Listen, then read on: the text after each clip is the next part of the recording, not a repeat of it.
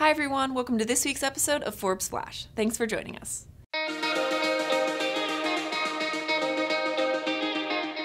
This week marked the launch of our 20th annual Celebrity 100 ranking, a look at the world's highest paid entertainers. At the top of the list is boxer Floyd Mayweather, who earned $285 million over the past year, thanks to his 2017 fight against Conor McGregor. He's followed up by George Clooney, whose $239 million earnings came not from movie roles, but instead the sale of his tequila company, Casamigos. That take-home, by the way, is the best of any actor's career. Not to be overshadowed, 20-year-old Kylie Jenner earned the third spot, and her own set of superlatives, with a $166.5 million in earnings. Her cosmetics empire puts her on the verge of becoming the world's youngest billionaire. In the meantime, she's both the youngest on the list and the highest-ranking woman. For all of our coverage of the world's highest-paid entertainers, check out #Celeb100 across social media.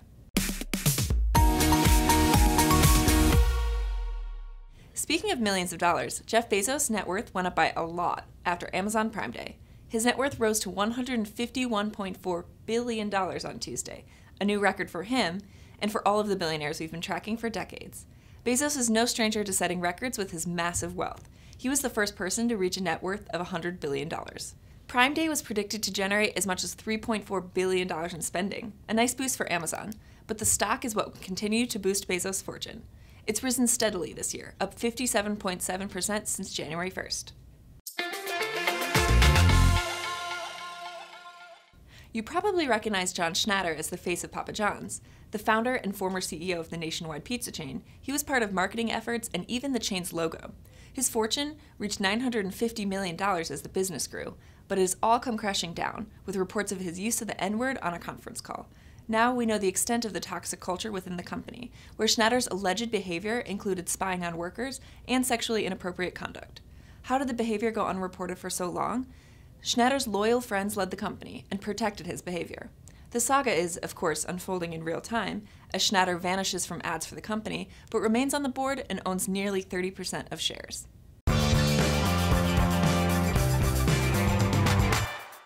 300 of the world's most influential young leaders gathered in Hong Kong this week at our Under 30 Summit Asia. The gathering included conversations with recognizable names like Carrie Lam and Tan Ming Lang, as well as a tech showcase and food and music festival. To catch up on insights, check out #Under 30 Summit across social. 4-year-old startup Ofo was a pioneer in dockless bike sharing, but getting a head start apparently wasn't enough to find success in North America. The Chinese company laid off the majority of its workforce in the U.S. this week, as it pulls away from several markets. It's an abrupt move for the Chinese company, which had planned to expand from 30 U.S. cities to 100 by the end of the year. Part of their challenges? Steep competition and regulation. Good news for New Yorkers. Paychecks have grown 2.2% over the past year, thanks to escalating housing costs and low unemployment rates.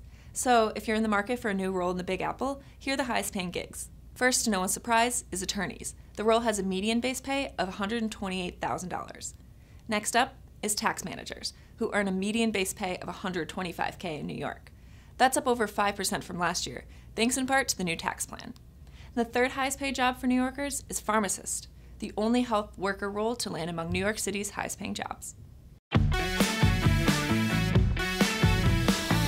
Here's a few stories you might have missed this past week.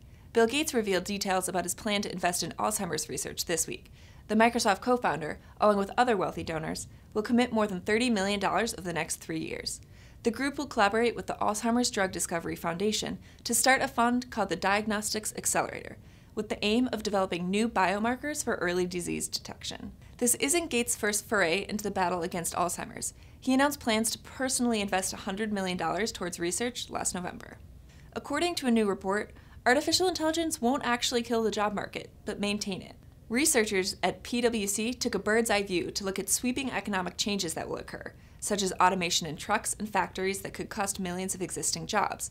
But that will be balanced out by roles in health and social work that can't be automated. Ellen DeGeneres has broken plenty of records throughout her career, and last year's deal with Netflix was another one to be impressed by. The streaming service paid DeGeneres $20 million for an exclusive stand-up special, the most ever for a female comedian's single set. 2018 was her highest earning year yet. She brought home $87.5 million, which makes her the world's 15th highest paid celeb.